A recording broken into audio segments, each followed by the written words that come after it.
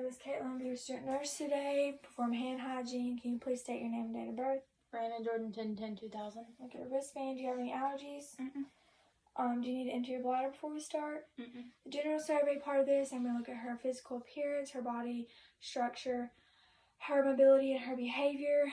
She's dressed for the occasion. She's 20 years old. Her range of motion and gait is good, and there's no obvious deformities. Where are you at right now? My house. What's today's date? December 6th. And what is your name?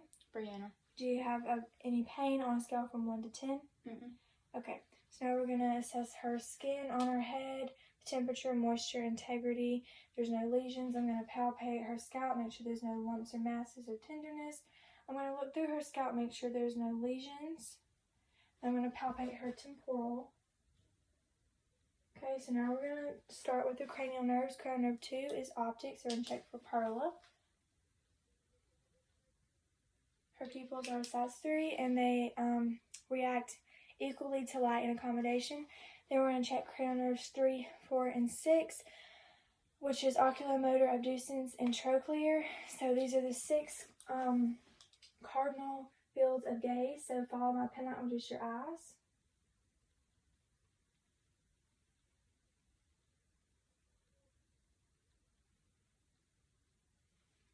Alright, now we're going to assess cranial nerve 5, which is trigeminal. Clench your teeth for me. Cranial nerve 7, which is facial, so wrinkle your forehead, smile, puff your cheeks. Okay, cranial nerve 8 is acoustic, which is a whispered voice test, so close your right ear for me. Repeat what I say.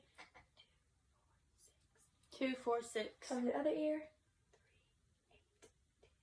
3, 8, 10. Alright, now we're going to do cranial nerve 9, which is your glossopharyngeal. So can you swallow for me? Okay, cranial nerve 10, which is vagus nerve. So can you say ah? And I'm going to make sure her uvula is not deviated to one side. Cranial nerve 11, which is spinal accessory. Turn your head. And then your shoulders. And then cranial nerve 12, which is hypoglossal. Can you stick your tongue out for me? It should be midline, move it side to side, and say light, tight, dynamite. Light, tight, dynamite. Alright, so now we're going to move to the neck area. We're going to palpate her carotid pulse one side at a time. I'm going to listen for a bruit.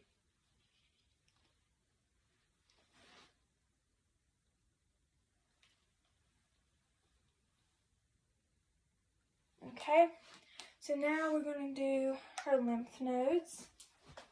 So we're going to do her preocular, postocular, submandibular, submental,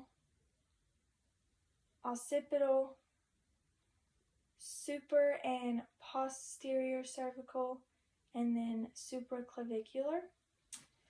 Alright, and now we're going to do the thyroid gland. So can you tilt your head forward a little and to the right? Swallow. Forward a little and to the left. Swallow. Now we're going to listen for a bruit on both sides.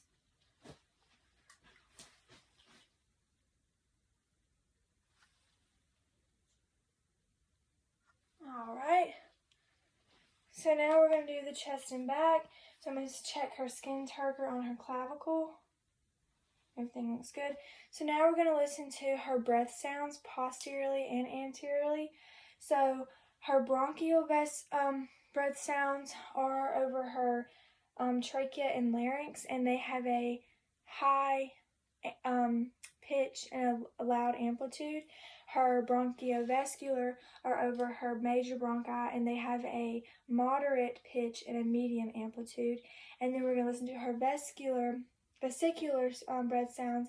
Those are over her peripheral lung fields, and they have a low pitch and a soft amplitude. And I'm going to listen each sound one full breath from side to side for comparison.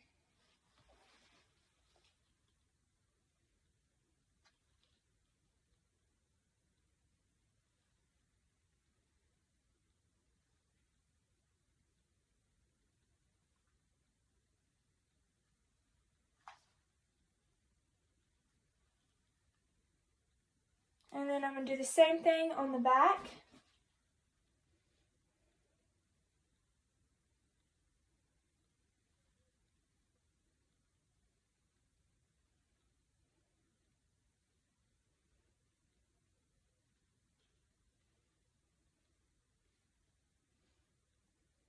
Okay. So now I'm going to listen to her heart sound. So her aortic heart sound is on the second intercostal space, right sternal border. Her pulmonic is on the second intercostal space, left sternal border.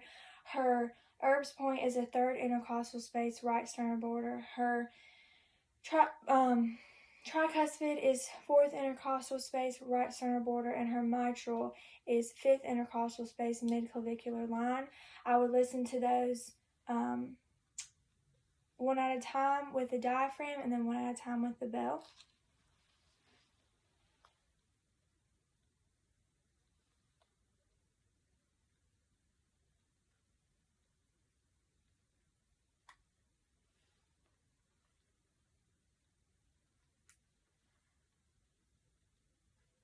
And then for her apical pulse, I would listen to that for 1 full minute. All right. So now we're gonna, the S1 heart sound is heard best at the apex and S2 is heard best at the base.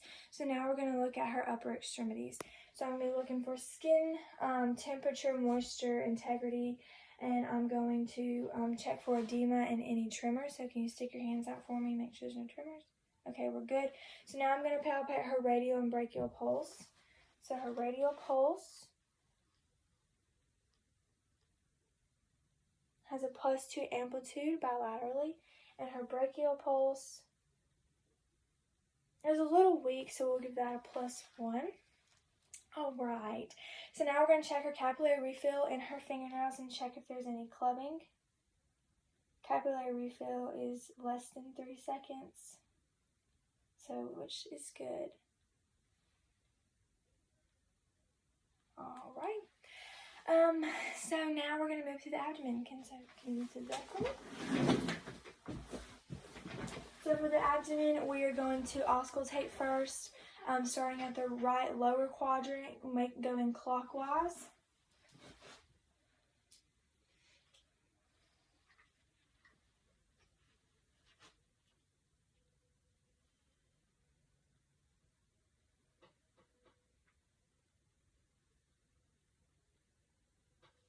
Okay, her bowel sounds are good. They're normal frequency. If there were no bowel sounds, I'd listen for a full 5 minutes. Now I'm going to palpate her abdomen for distension and tenderness.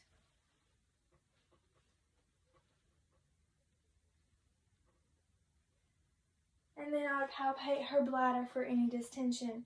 And for the inguinal area, I would, for the genitalia and the buttocks area, I would say if there was any lesions, the hair distribution, any odor, if there was any discharge. So the inguinal nodes are in the inguinal area, and the femoral pulse is just below the inguinal ligament, halfway between the pubis and the anterior superior iliac spines. So now we're going to look at her lower extremities. So we're going to look for the color, temperature, any lesions or anything like that. Everything looks good. I'm going to check for her capillary refill in her toes, which they are less than 3. So can you push against your feet, my hands for me?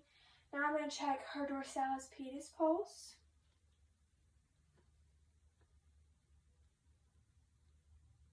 We'll give that a +2 amplitude. I'm going to check for her posterior tibial pulse.